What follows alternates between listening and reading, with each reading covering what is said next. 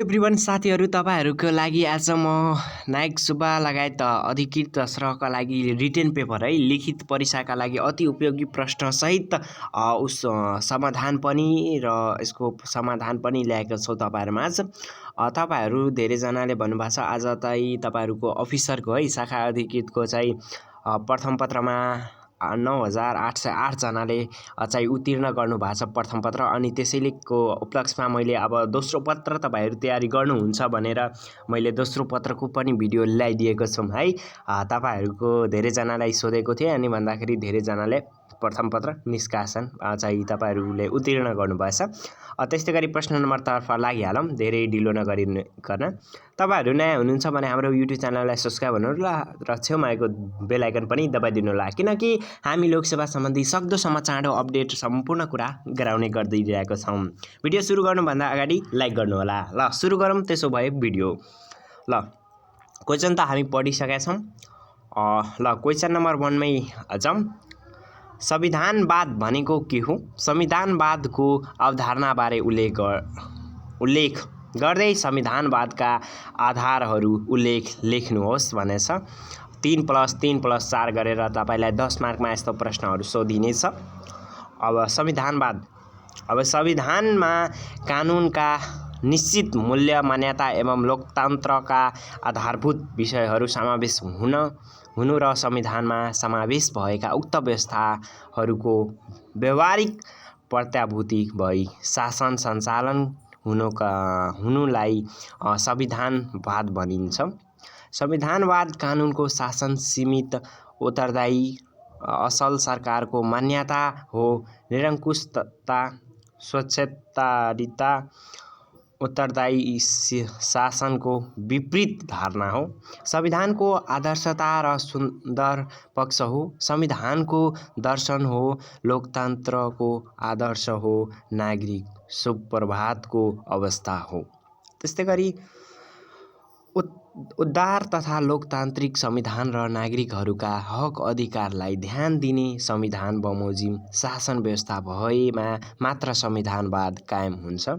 संविधानप्रतिको सम्मान, संवैधानिक मर्म र भावनाको पालना, नागरिक हक अधिकारको संरक्षण र स्वतन्त्रताको रक्षा गरी संवैधानिक सर्वोच्चता कायम राख्नु संविधानवादको मुख्य उद्देश्य हो। अब भन्दाखेरि संविधानवादको अवधारणा के रहेको छ भन्दाखेरि संवैधानिक विकाससँगै संविधानवादको अवधारणा आएको हो।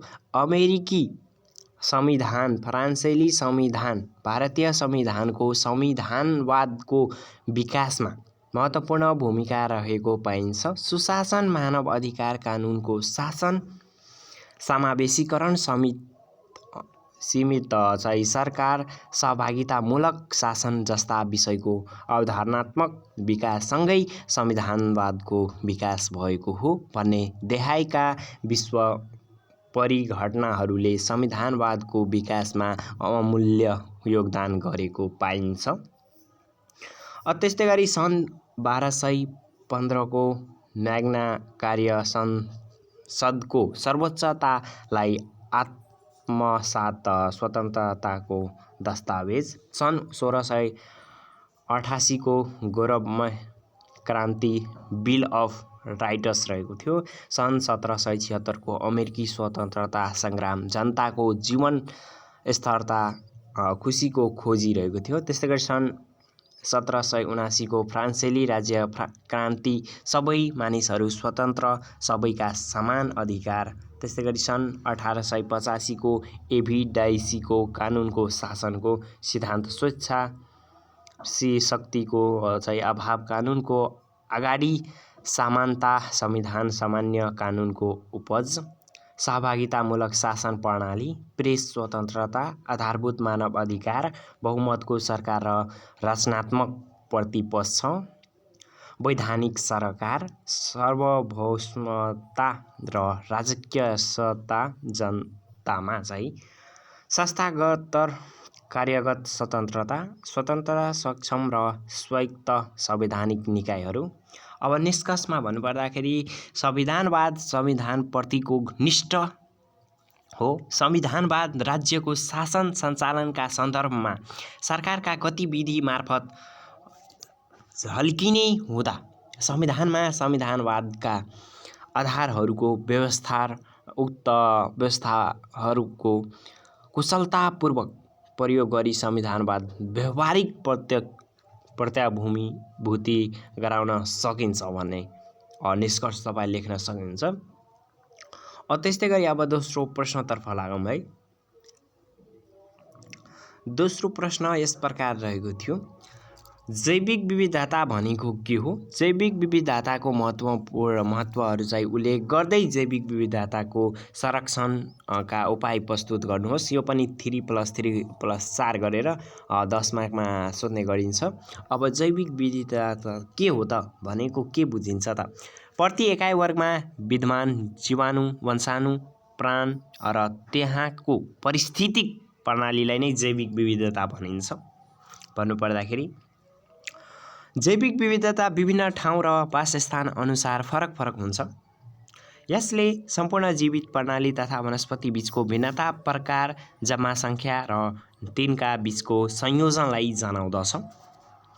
त्यस्तै गरी वातावरण संरक्षण ऐन 2076 अनुसार जैविक विविधता भन्नाले पारिस्थितिकीय प्रणालीको विविधता, प्रजातीय विविधता तथा वंशानुगत विविधता भन्ने बुझिन्छ।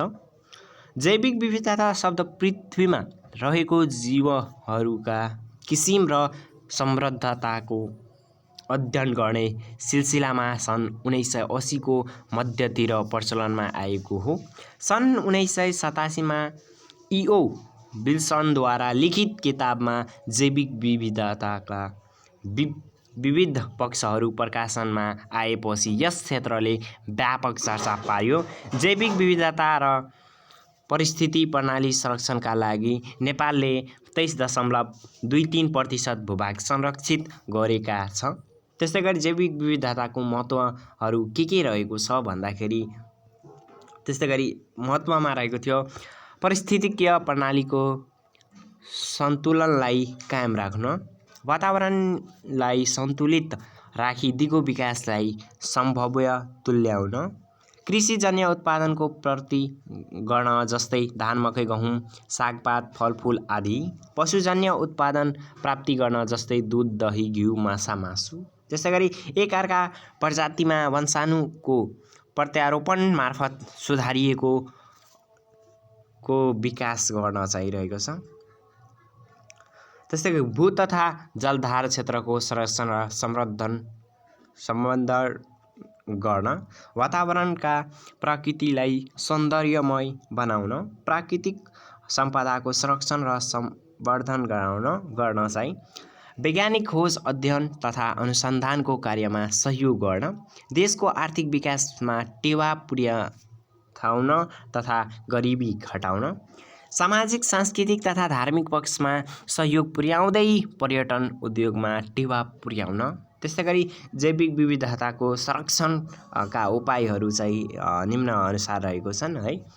त्यस्तै गरी विकास निर्माणका कार्य गर्दा दिगो विकासमा चाहिँ जोड दिने, जलवायु परिवर्तनले देखा परेका समस्याबाट मुक्ति पाउन, त्यस्तै गरी विश्व समुदायले जनाइएको प्रतिबद्धताको कार्यान्वयन गर्ने, जनसङ्ख्या बसाइसराई र सहरीकरणको व्यवस्थापनमा जोड दिने, वृक्षरोपण गरी स्वच्छ वातावरण कायम गर्ने, दुर्लभ वन्य तथा जीवजन्तुको संरक्षण गर्न उचित कदम चाल्ने।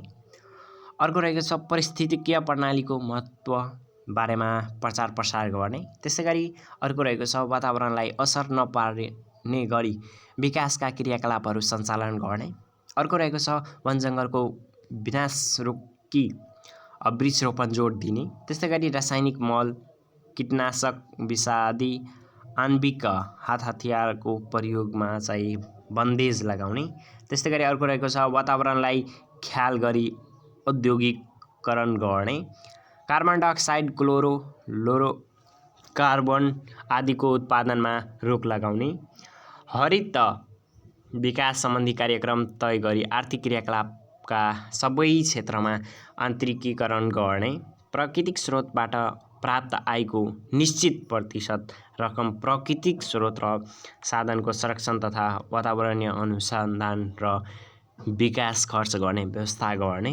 तपाईहरु यसको PDF डिस्क्रिप्सनमा लिंक दिएको छ, डाउनलोड गर्नुहोला।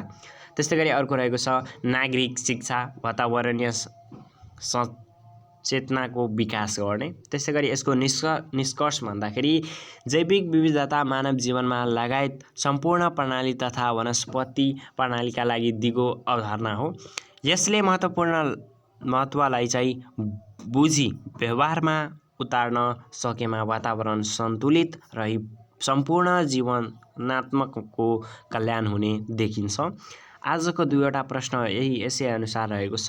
तपाईहरुलाई भिडियो मन पर्यो भने लाइक कमेन्ट गर्नुहोला र अर्को पनि अझै यस्तो सेकेन्ड पेपरको केही प्रश्न र आन्सर चाहिन्छ भने कमेन्ट गर्नुहोला। हामी अर्को पनि भिडियो ल्याउने नै छौँ। तपाईहरुसम्मको लागि बिदा लिन चाहन्छौँ। हस्त जय नेपाल।